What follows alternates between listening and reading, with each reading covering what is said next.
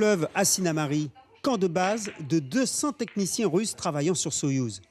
Depuis lundi et l'arrêt des activités au centre spatial, ils sont les seuls dans l'établissement. L'hôtel est confiné complètement que pour les Russes. Il n'y a que les Russes qui sont à l'intérieur de l'hôtel et ça s'arrête là. Il n'y a plus personne extérieure. Parmi eux, quelques-uns travaillent encore à la maintenance des installations et du lanceur. Les autres tentent de tuer le temps comme ils peuvent.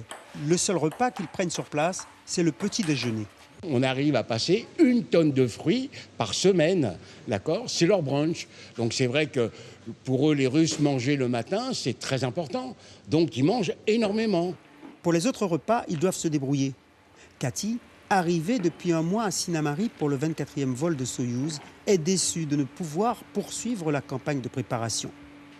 Ce n'est pas ce que nous voulions, c'est que nous sommes obligés, c'est ce qu'ils ont décidé, la partie française et la partie russe à cause du virus. Nous regrettons que cela se soit passé ainsi, que nous n'ayons pas pu finalement lancer cette fusée. Nous sommes obligés de partir, dommage, on aurait aimé rester pour finir notre travail.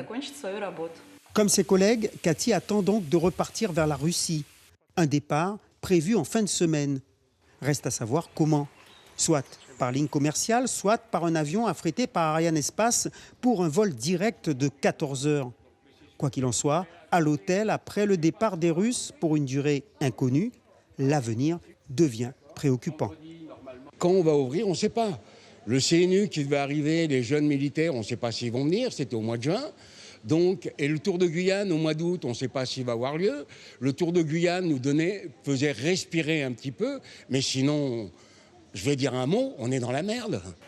Voilà 9 ans que l'hôtel du fleuve vit au rythme des lancements Soyouz. Cette fois, c'est un rouge sanitaire qui vient perturber un équilibre précaire. Suivez l'info sur Guyana Première, télé, radio et Internet.